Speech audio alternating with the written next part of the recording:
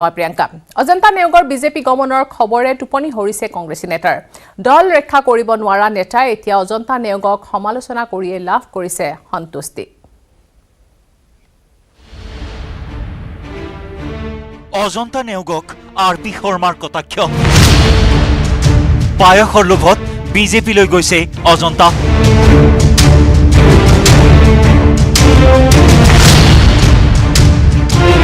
কিন্তু পায়স নুখুৱাই অজন্তাক বিজেপিয়ে খুৱাব ললিপপৰ পাছত কংগ্ৰেছ ত্যাগীসকলক মোটা চাউলৰ ভাত খুৱাবনে নাই তাতো সন্দেহ আছে আৰপি শৰ্মাৰ বিজেপি যেতিয়া ললিপপ খুৱায় পায়স নোখোৱায় কিন্তু যাওকচোন মাছ কম বুলি ভেকুলী খুৱাই দিয়ে সৰ্বজান্তা আৰপি শৰ্মাই হেনো 3 মাহ পূৰ্বেই জানিছিল অজন্তাই বিজেপিলৈ যাবলৈ ঠেং দাঙি থকাৰ কথা আৰু মইতো 3 মাহ আগতে জানো অজন্তা বাইদেউতে যাব কিয় 3 মাহ আগতে মোক তাৰ পৰা বিজেপি কৰ্মীসকলে ফোন কৰি ক'লে যে ছাৰ আমাৰ অজন্তা বাইদেউ আপোনালোকৰ দলৰ পৰা আমাৰ দল আহিব মই কোনে ক'লে হয় এইটো আমি জানো কিয় তেওঁ লিষ্ট বনাই আছে মুখ্যমন্ত্ৰী আহি যোগ দিব কেতিয়া দিয়ে এইটো ফলিলে মই সেই কথা গৌৰৱ ডাঙৰীয়া কৈছিলোঁ তংগৈ ছাৰক কৈছিলোঁ আগতে সেইগৰাকী অজন্তা নেওগৰ ভৱিষ্যতৰ কথা ভাবি দুখ লাগিছে আৰপি শৰ্মাৰ নিজৰ অভিজ্ঞতাৰে আৰপিয়ে ক'লে প্ৰথমে ইউজ কৰি পাছত বিজেপিয়ে থ্ৰ' কৰিব অজন্তা নেওগৰ দৰে কংগ্ৰেছৰ পৰা যোৱা নেতাক ইউজ এণ্ড থ্ৰ' চলে বিজেপিত পায় খাই কংগ্ৰেছৰ পায় খাই আমুৱাই গৈছে এতিয়া গুড়ৰ পায় খাব যাব গৈ চাওকচোন ইউজ এণ্ড থ্ৰ' চলে বিজেপিত আনহাতে ৰিপুণ বৰাৰ দৰে আৰপি শৰ্মায়ো সপোন দেখিছে মিছন 80ৰ 21ত 80খন আসনেৰে দিছপুৰ দখল কৰিলে পদত্যাগীসকলক বিজেপিৰ পায়সে আমুৱাব বুলি ভৱিষ্যতবাণী আৰপি শৰ্মাৰ তাত আৰু ভাল পায়স গুড়ৰ পায়স খাম বুলি কৈছে কিন্তু গুড়ৰ পায়স নহয় মোটা চাউলৰ ভাত খুৱাব যিবিলাক গৈছিল চবে খাই আছে এদিন হয়তো আৰপি শৰ্মাকো আমুৱাইছিল বিজেপিৰ পায়সে সেয়ে এতিয়া নতুন সোৱাদৰ সন্ধানত ৰিপুণ বৰাৰ কাষে কাষে ঘূৰি ফুৰিছে প্ৰাক্তন সাংসদগৰাকী তেজপুৰৰ পৰা হেমন্ত কুমাৰ নাথৰ report news 18 Assam north east Jorhat উন্নয়ন প্ৰাধিকৰণৰ তৰাজানস্থিত পাব্লিক বাছ টাৰ্মিনাছ চৌহদৰ 10 বিঘা ভূমি ব্যৱসায় কমপ্লেক্স আৰু ফ্লেট নিৰ্মাণৰ বাবে এজন লোকৰ সৈতে চুক্তি কৰা ঘটনাৰ ন তথ্য পোহৰলৈ আহিছে এই সন্দৰ্ভত আৰক্ষী আৰু জিলা প্ৰশাসনে সুকীয়াকৈ তদন্ত অব্যাহত ৰখাৰ সময়তে এখন চৰকাৰী নথিয়ে পোহৰলৈ আনিছে বহু গুৰুত্বপূৰ্ণ তথ্য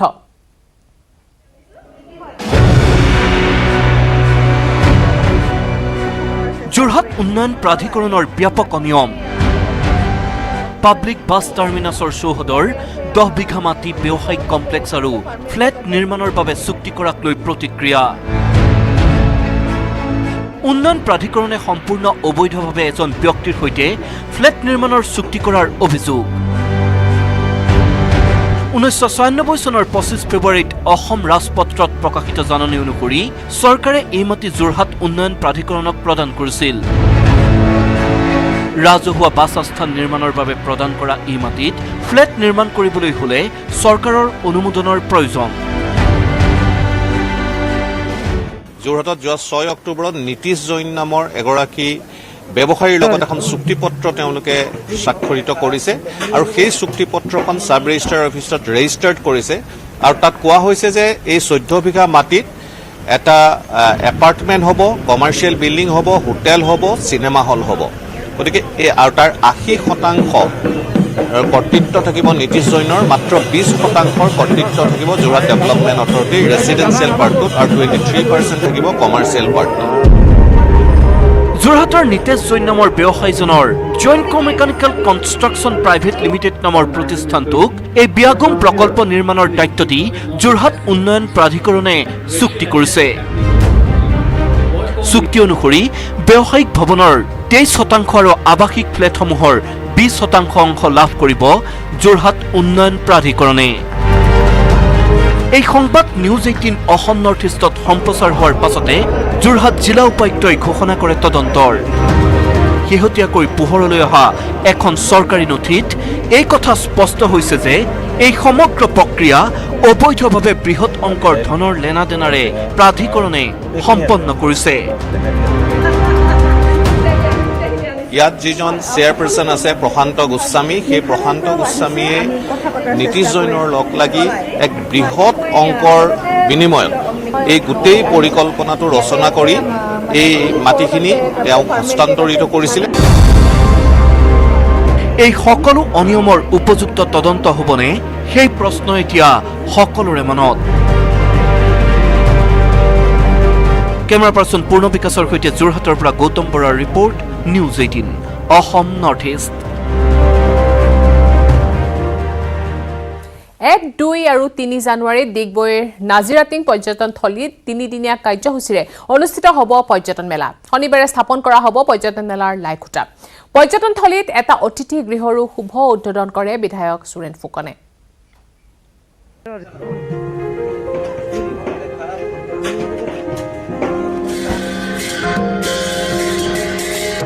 অহা ইংৰাজী 2021 বৰ্ষৰ 1, 2 আৰু 3 জানুৱাৰী তাৰিখে ডিগবৈ সমষ্টিৰ অন্তৰ্গত নাজিৰাটিং পৰ্যটনস্থলীত 3দিনীয়া কাৰ্যসূচীৰে পৰ্যটন মেলাৰ আয়োজন কৰাৰ উদ্দেশ্যেৰে আগত ৰাখি পৰ্যটনস্থলীত লাই খুঁটা স্থাপন কৰা হয়।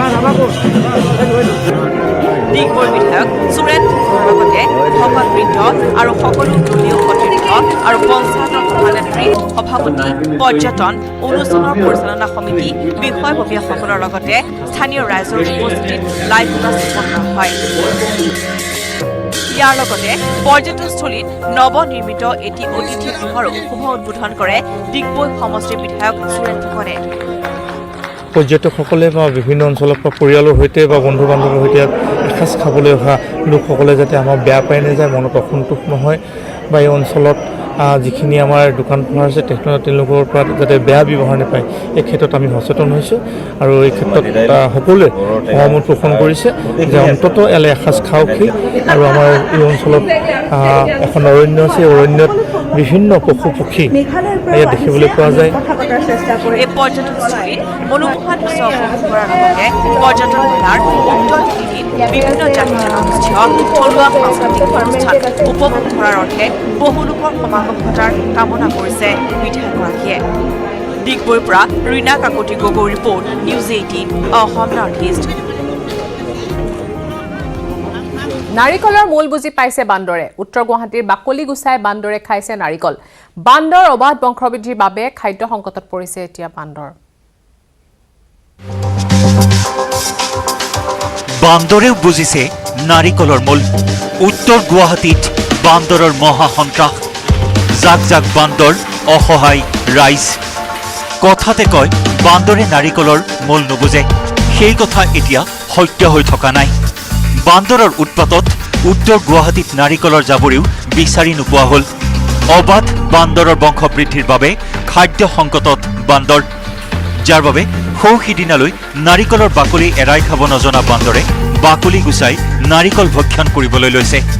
পথাৰৰ শস্য শেষ কৰি ক্ষান্ত নোহোৱা বান্দৰে এতিয়া নাৰিকলৰ পুলিয়ে পোখাই খাবলৈ লৈছে, যাৰ বাবে পূজা পাৰ্বণত দিবলৈও এতিয়া নাৰিকলৰ অভাৱ। কেৱল নাৰিকলেই নহয়, কুমলীয়া তামোলো ভক্ষণ কৰে বান্দৰে। শ শ বান্দৰৰ উৎপাতত উত্তৰ গুৱাহাটীৰ কৃষিজীৱী ৰাইজে ত্ৰাহি মধুসূদন কৰিছে। নাৰকেলৰ মূল্যই নাজানিছিল, এতিয়া নাৰকেল পৰ্যন্ত খোৱা কৰিছে, একো থাকিব নোৱাৰা ঘৰত, ঘৰে পথাৰে চব দৌৰি ধুবৰি একদম মানে চব খাই খানা তালাচ কৰে। আৰু সৰু ল'ৰা ছোৱালীৰ পৰা বিস্কুট চিস্কুট কাঢ়ি লৈ যায়, হাতৰ পৰা কামুৰি আজৰি পেলাই বহুত জখম কৰিছে। নাৰিকল অত্যাচাৰ খায়, চব বাকলি চলাই যেনেকৈ খাব নহয় মানুহেও কৰিব নোৱাৰে তেনেকৈ, ইমান হেৰি কৰে অত্যাচাৰ। খেদিলে বাকী মানুহকতো খাতিৰেই নকৰে। এফালে মহানগৰীৰ সীমা সম্প্ৰসাৰণ আৰু ন আৱাসিক এলেকা ঔদ্যোগিক এলেকালৈ পৰিৱৰ্তন কৰাত বনভূমিৰ পৰিসৰ হ্ৰাস পাইছে, যাৰ বাবে জনাঞ্চলত বান্দৰৰ অখণ্ড প্ৰতাপ। প্ৰতি 6 মাহৰ মূৰে মূৰে বান্দৰে প্ৰসৱ কৰে সন্তান। বান্দৰৰ দ্ৰুত জনসংখ্যা বৃদ্ধিয়ে মানুহৰ জীৱনলৈ শংকা কঢ়িয়াইছে। ইতিমধ্যেই বান্দৰৰ আক্ৰমণত কেইবাজনো লোক চিৰদিনৰ বাবে ঘূণীয়া হৈছে। গ্ৰাম্য অৰ্থনীতি তছনছ কৰা বান্দৰ নিয়ন্ত্ৰণৰ বাবে মুঠেই সজাগ নহয় চৰকাৰ। 2 বছৰ পূৰ্বে অসম বিধানসভাত চৰ্চাৰ বিষয় হৈছিল বান্দৰৰ সমস্যা, কিন্তু সকলো যেন ফুটুকাৰ ফেন। উত্তৰ গুৱাহাটীৰ পৰা ৰন্তু বৈশ্যৰ report, news 18 Assam north east. প্লাষ্টিকৰ বিকল্প হিচাপে বাঁহৰ চুঙাত পৰ্যটকক পানী যোগান ধৰি সমাদৃত হৈছে কাজিৰঙাৰ এজন যুৱক। কাজিৰঙাৰ চন্দন নাথৰ এই পদক্ষেপে ইতিমধ্যে লাভ কৰিছে বিশেষ স্বীকৃতি। পৰিৱেশ সুৰক্ষাৰ প্ৰতি গুৰুত্ব প্ৰদান কৰি বাঁহৰ চুঙাত দেশী বিদেশী পৰ্যটকক পানী যোগান ধৰি সকলোৰে দৃষ্টি আকৰ্ষণ কৰিছে এই যুৱকজনে। প্লাষ্টিকৰ বিকল্প হিচাপে বাঁহৰ চুঙাত পৰ্যটকক পানী যোগান ধৰি সমাদৃত হৈছে কাজিৰঙাৰ এজন যুৱক। কাজিৰঙাৰ চন্দননাথৰ এই পদক্ষেপে ইতিমধ্যে লাভ কৰিছে বিশেষ স্বীকৃতি। পৰিৱেশ সুৰক্ষাৰ প্ৰতি গুৰুত্ব প্ৰদান কৰি বাঁহৰ চুঙাত দেশী বিদেশী পৰ্যটকক পানী যোগান ধৰি সকলোৰে দৃষ্টি আকৰ্ষণ কৰিছে যুৱকজনে। যুৱকজনৰ এই প্ৰচেষ্টাই স্থান লাভ কৰিবলৈ সক্ষম হৈছে ইণ্ডিয়া বুক অৱ ৰেকৰ্ডছত। উল্লেখযোগ্য যে কাজিৰঙা ৰাষ্ট্ৰীয় উদ্যানৰ অন্তৰ্ভাগত বিগত বছৰৰ পৰা নিষিদ্ধ হৈছে এবাৰ ব্যৱহাৰযোগ্য প্লাষ্টিক। আৰু ইয়াৰ প্ৰতি লক্ষ্য ৰাখি পৰ্যটকৰ সুবিধাৰ বাবে প্লাষ্টিকৰ বটলৰ পৰিৱৰ্তে বাঁহৰ চুঙা প্ৰস্তুত কৰি উলিয়াইছিল চন্দননাথে, যি প্ৰচেষ্টাই বিশেষ সঁহাৰি লাভ কৰিছিল পৰ্যটকৰ পৰা। ৰাষ্ট্ৰীয় উদ্যানত জিপচি চলাই জীৱন নিৰ্বাহ কৰা যুৱকজনে নিজৰ জিপচিটো সংলগ্ন কৰি ৰাখিছে বাঁহৰ চুঙা। এই পদক্ষেপৰ বিষয়ে ইণ্ডিয়া বুক অৱ ৰেকৰ্ডছ কৰ্তৃপক্ষক অনানুষ্ঠানিকভাৱে অৱগত কৰিছিল চন্দননাথে। শেহতীয়াকৈ যুৱকজনে প্ৰেৰণ কৰা আবেদনৰ প্ৰত্যুত্তৰত তেওঁৰ পদক্ষেপক স্বীকৃতি প্ৰদান কৰি তেওঁলৈ মান্যতাৰ পত্ৰ প্ৰেৰণ কৰিছে ইণ্ডিয়া বুক অৱ ৰেকৰ্ডছ কৰ্তৃপক্ষই, যিয়ে স্বাভাৱিকতেই উৎসাহিত কৰি তুলিছে যুৱকজনক। যিমান পৰ্যটন ক্ষেত্ৰ আছে, পিকনিক মানে বনভোজস্থলী আছে, সেইবিলাকত আচলতে আমাৰ পাৰিপাৰ্শ্বিক ৰক্ষাৰ কাৰণে বাঁহৰ চুঙা বুলি কথা নহয়, কলপাত হওক, কলপটুৱা হওক, তেনেধৰণৰ বস্তু পাৰিপাৰ্শ্বিক মানে অনিষ্ট কৰিব নোৱাৰা বস্তু ব্যৱহাৰ কৰিব পাৰিলে মানে আমাৰ পাৰিপাৰ্শ্বিকো ৰক্ষা হ'ব, লগতে থলুৱাভাৱে কিছু লোক উপকৃত হ'ব বুলি ভাবোঁ। উল্লেখযোগ্য যে প্লাষ্টিকে পাৰিপাৰ্শ্বিকতাৰ প্ৰতি ভাবুকিৰ সৃষ্টি কৰাৰ সময়তেই যুৱকজনৰ এই চিন্তাই স্বীকৃতি লাভ কৰাত স্বাভাৱিকতেই উৎফুল্লিত হৈ উঠিছে কাজিৰঙাবাসী। কাজিৰঙাৰ পৰা বিতুপন বৰাৰ report, news 18 Assam north east.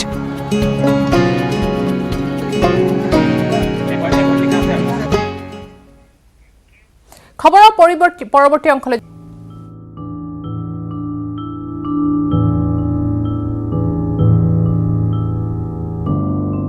কলিয়াবৰত চিন্তানায়ক যতীন্দ্ৰ কুমাৰ বৰগোহাঁইৰ ৭ম বাৰ্ষিক স্মৃতি দিৱস উদযাপন। 2013 চনৰ 18 ডিচেম্বৰ তাৰিখে শেষ নিশ্বাস ত্যাগ কৰা যতীন্দ্ৰ কুমাৰ বৰগোহাঁই অসমৰ এগৰাকী সাংবাদিক, সাহিত্যিক, অৰ্থনীতিবিদ, বুদ্ধিজীৱী, সমাজকৰ্মী তথা আগশাৰীৰ চিন্তাবিদ ৰূপে প্ৰতিষ্ঠা লাভ কৰিছিল।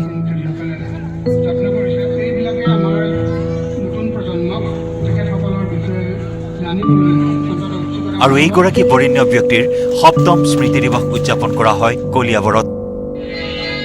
শুকুৰবাৰে ৭ম স্মৃতি দিৱসত প্ৰয়াত বৰগোহাঁইৰ সমাধিস্থলত নিৰ্মাণ কৰা আৱক্ষ মূৰ্তি, স্মৃতি উদ্যান আৰু প্ৰেক্ষাগৃহ আনুষ্ঠানিকভাৱে উন্মোচন কৰে অসম চৰকাৰৰ মন্ত্ৰী কেশৱ মহন্তই।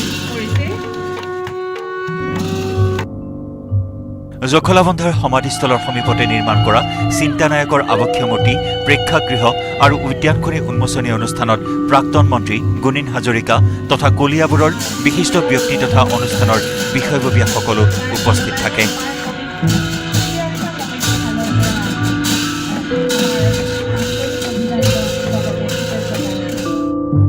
অসমৰ এজন সাহিত্যিক, সাংবাদিক আৰু তেখেত অসমৰ অধ্যাপক যতীন্দ্ৰনাথ বৰগোহাঁই। তেখেত কলিয়াবৰৰ সুসন্তানেই নহয়, অসমৰ এজন সুসন্তান।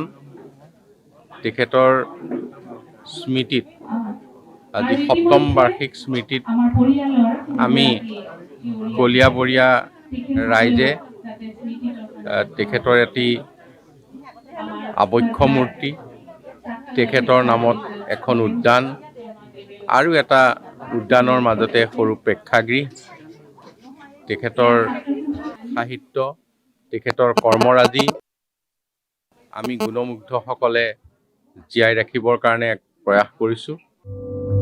কলিয়াবৰৰ পৰা দিবাকৰ দাসৰ report, news 18 Assam north east.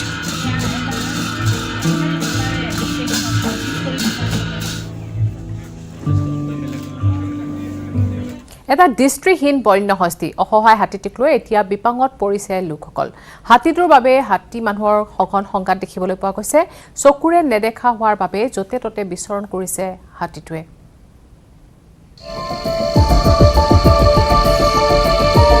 নুমলীগড়ত এজনী কণা মাইকী হাতীক লৈ বিপাঙত পৰিছে এটা হাতীৰ জাল।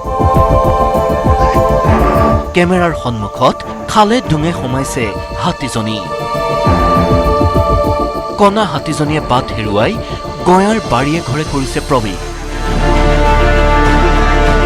নিশা হাতীজনীক জনৰোষৰ পৰা বচাবলৈ গৈ গাঁওবাসীৰ লগত ভয়ংকৰ সংঘাত লগৰ জাকৰুৱা হাতীৰ। এই কৰুণ দৃশ্য নুমলীগড় মৰঙী অঞ্চলৰ। আজি কেইবাদিন ধৰি এনেদৰেই পৰি ধৰি ঘূৰি ফুৰিছে মাইকী হাতীজনী। আমি এবাৰ দেখা পাইছোঁ এজনী হাতী তাৰমানে অকণমান কণা, তাই মানে ধৰক খাবলৈ আহে যদিও মানে বহুত কষ্টত আহে, যাবলৈও বহুত কষ্টত যায়। তাই আমি দেখি পাইছোঁ তাই মানে এইফালে এইফালে অহা যোৱা কৰোঁতে মানে ধৰক উঠা বহা কৰিব নোৱাৰে। কিছুমান জেগাত ধৰক গৰা চৰাবিলাকত উঠি পৰোঁতে মানে খহি পৰে।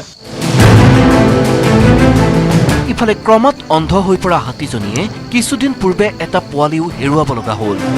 এতিয়া ভোকাতুৰ হাতীৰ জাকটোৱে কণা হস্তিনীজনীক লৈ বিপদত পৰিছে। সকলো জানিও অসহায় হৈ পৰিছে গোলাঘাট বন বিভাগ। স্থানীয় ৰাইজে হাতীজনীৰ সুচিকিৎসা কৰাৰ দাবী জনাইছে। নুমলীগড়ৰ পৰা প্ৰণৱজ্যোতি শইকীয়াৰ report, news 18 Assam north east.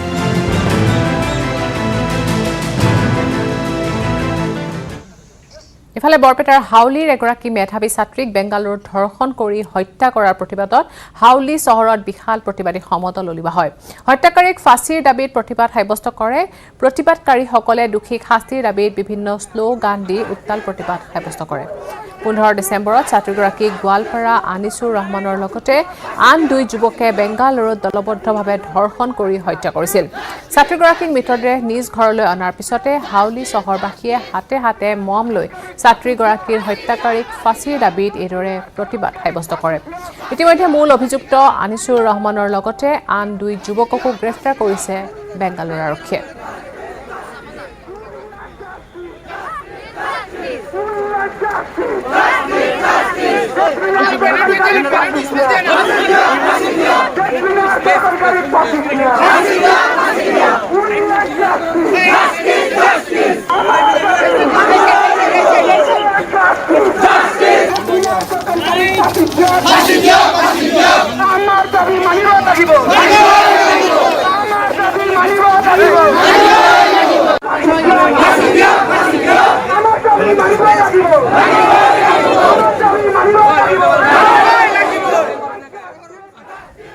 ঢেকিয়াজুলিৰ শিঙৰিত কৃষকৰ মুখত বিৰিঙিছে হাঁহি, বিলাহী খেতি কৰি পাইছে উচিত মূল্য। এই প্ৰতিবেদন আগবঢ়াই বিদায় লৈছো এতিয়া বাতৰিৰ পৰা।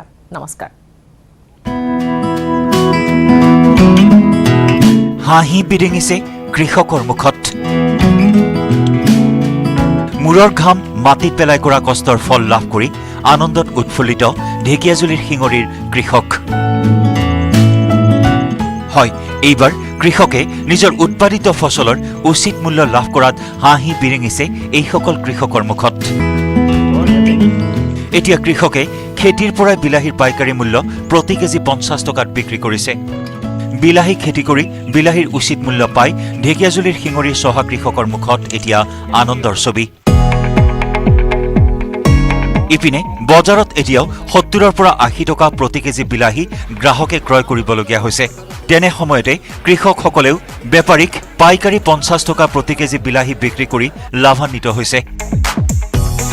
উল্লেখযোগ্য যে বিগত বছৰত এইটো সময়তে বিলাহী কৃষকসকলে পানীৰ দৰত বিক্ৰী কৰিছিল উৎপাদিত বিলাহী। কিন্তু এই বছৰ কৃষকে বিলাহীৰ উচিত মূল্য পাবলৈ সক্ষম হৈছে। বিলাহী কেনেকুৱা বিক্ৰী কৰিছে? 50 টকাকৈ বিক্ৰী কৰিব পাৰিলে। 50 টকা প্ৰতি কেজিত পাইকাৰী। ভালে পাইছেনে দাম? বৰ্তমান এবাৰৰ কাৰণে ভালে দাম পাইছে। এইবাৰ ভাল দাম পাইছে মানে 2 টকা 3 টকা 5 টকা হ'লে আমাৰ কেইটা নুপুছে। অন্যবাৰ হ'লে এইটো সময়ত কিমান থাকে? কিমান থাকে? 10 টকা 12 টকা। 10 টকা 12 টকা। ঢেকিয়াজুলিৰ শিঙৰীৰ ব্ৰহ্মপুত্ৰ চাপৰিত চহা কৃষকসকলে বিঘাই বিঘাই মাটিত বিলাহী খেতি কৰিছিল। এইসকল কৃষকৰ বিলাহী খেতিৰ পৰাই পাইকাৰী 50 টকা প্ৰতি কেজিত বিক্ৰী কৰি এতিয়া মুখত এওঁলোকৰ হাঁহি বিৰিঙিছে। নিজৰ মূলধন খৰচ কৰি বিলাহী খেতি কৰি লাভান্বিত হৈছে কৃষকসকল। ঢেকিয়াজুলিৰ পৰা হৰেণ ভূমিজৰ report, news 18 Assam north east.